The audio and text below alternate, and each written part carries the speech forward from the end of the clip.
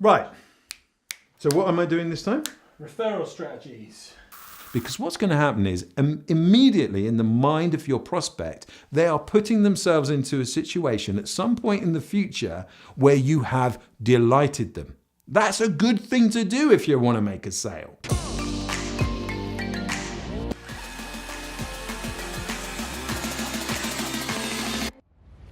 Welcome to the 7-Day Weekend. Hello and welcome back to my channel, The 7-Day Weekend. Now, in previous videos, I've talked about the importance of generating leads for your business. Of course, everybody knows that you've got to generate leads, but I talked about how there are 6 main strategies that you can do that have got little or no investment required. And the strategy that I want to talk about today is referral strategy. Now, if I was in a room full of business owners and I said, raise your hands if you get business through word of mouth, every single person in that room would probably put their hand up. If they didn't put their hand up, that probably means that they're not doing something right, because if nobody's referring them, then they're probably not referable. So let's face it, word of mouth has got to be the most cost-effective way of generating new business.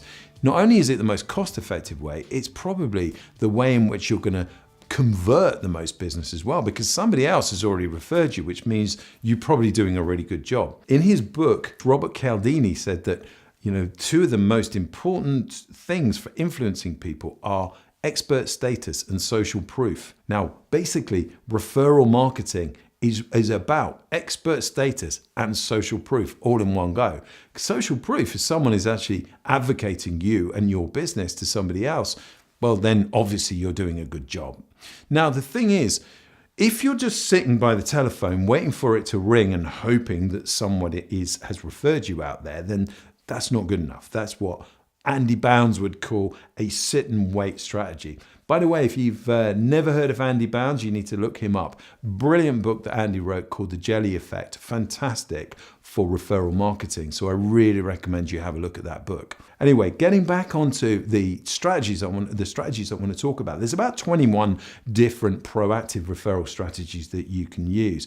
Now, I can't cover all 21 strategies right here, right now, today, but I want to cover some of my favorite strategies for referral marketing. The first one is to ask. And in previous videos, you've heard me say, well, when should you ask for a referral? Well, I believe you should be asking for a referral when the emotion of that sale is at its highest. In other words, when you have over-delivered on your promises, where you have delighted your customers, where you have exceeded their expectations. If you can do all of those 3 things and you're getting a positive affirmation of that, that's probably when the emotion is at its highest, and that's a great time for you to be asking for the referrals. But really importantly, when should you position with the client that you're going to be asking for those referrals? Now, I've said in previous videos, and I'm a big believer in this, that you should be positioning those referrals as early as you possibly can. In other words, before you've made the sale.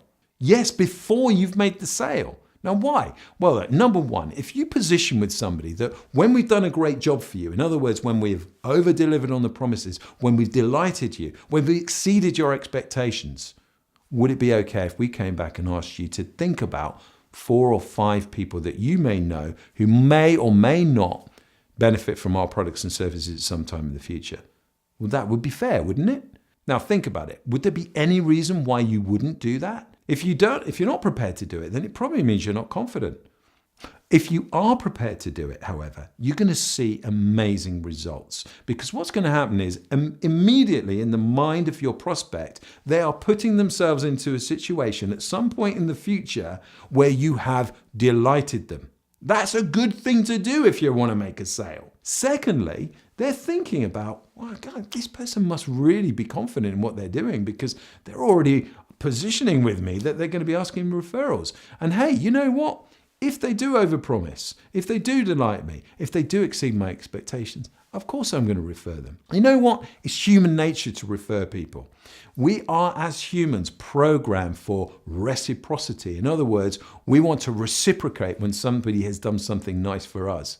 Now, you may say, yeah, but hang on a second. They've paid for my product and service, so they don't owe me anything. But you know what? Payment is just a digital number. There's no emotion attached to it. It's all logic. Now, the thing is, 80% of human decisions are made with emotion, not with logic. So the natural tendency is that when you've done something good for somebody, the emotion behind that is, I want to reciprocate. I want to do something nice for you. Think about it. Any time in your life where you've had great service or you've received a great product, it might have been a fantastic experience that you've had at a restaurant. You've probably told people about it. And any time in your life when someone has exceeded your expectations in terms of customer service, again, you've probably told somebody about it. Now imagine if we positioned with people that we wanted to make that a proactive thing. In other words, if you said, look, you know what? We generally grow our business through word of mouth. In other words, we rely on lovely customers like you to tell your friends and family all about our great product and service. So would it be okay if when we've delivered for you, we come back and we ask the names of 4 or 5 different people that you may know who may or may not need our products and services in the future? Friends, family members, neighbors, colleagues at work, people that you go to the gym with, people that you meet at the school gates, whoever. Would it be okay if we came back and asked for those referrals?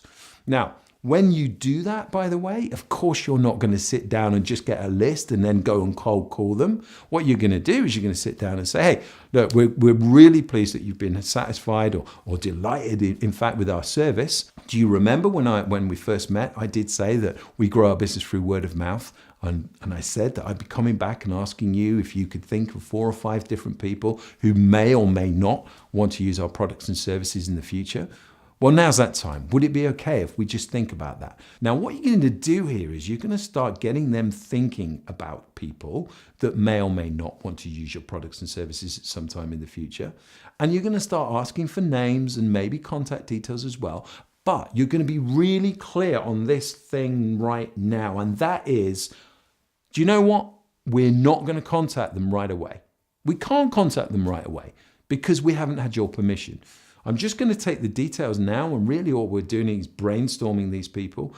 And then I'm going to come back to you in maybe a week or so's time, and I'm just going to check that you've spoken to them and they've given permission for us to contact them. And then we're going to contact them. And again, as I say, they may or may not be in the market for our products and services, but at least if we've then connected with them, then they may benefit in the same way as you have at some point in the future. Now, for some of your products and services out there, that's going to be an immediate hit. For others, so say for example, I work with an architect, and the people that he gets as referrals are not necessarily in the market for an extension right now.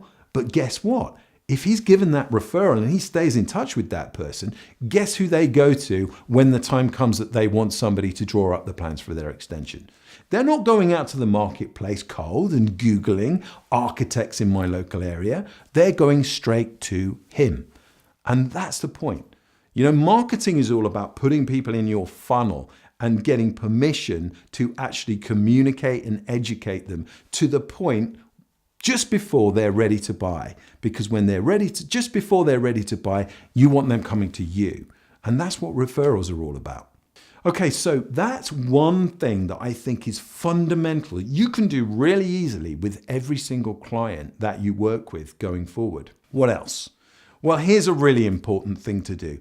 What do you think about if somebody gives you a referral? What's your next action?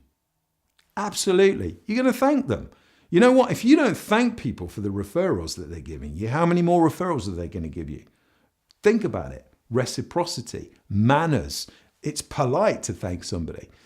Now, it depends on the value of that referral to you, how much you want to thank them, whether you just want to send them a simple thank you card, which is probably the minimum that you should be doing, or you may want to thank them with a small gift or a token of your appreciation. But here's the thing. Rather than incentivizing them to give you the referral, how cool would it be if they weren't even expecting that thank you gift to come through the post? In other words, they give you a referral, that leads to a bit of business. You send them a couple of bottles of wine in a nice case with a bit of theatre, with a nice bow on it. They open that up, a nice surprise for them, and a thank you card in there saying thank you so much for the referral to Joe. We really appreciate it. We love working with customers like you. Imagine if they open that. What are they going to be thinking now? They're so much more likely to continue the process of referring you if they've got that nice surprise come through the post as a thank you for that referral. So really, really importantly, never ever forget to thank the referrals, the people that who are referring you, because that would just encourage them to do it more and more and more. Now, in future videos, I'm going to go through some more specific referral strategies that you can put in place for your business. There's about 21 different referral strategies that we at Action Coach teach to our clients. We've tested and measured them. We know that they work, and I want to share those strategies with you in future videos. So please subscribe to the channel, turn on the notifications, and I will make sure that you get that great information about how you can generate more leads from referrals in the future weeks and months to come.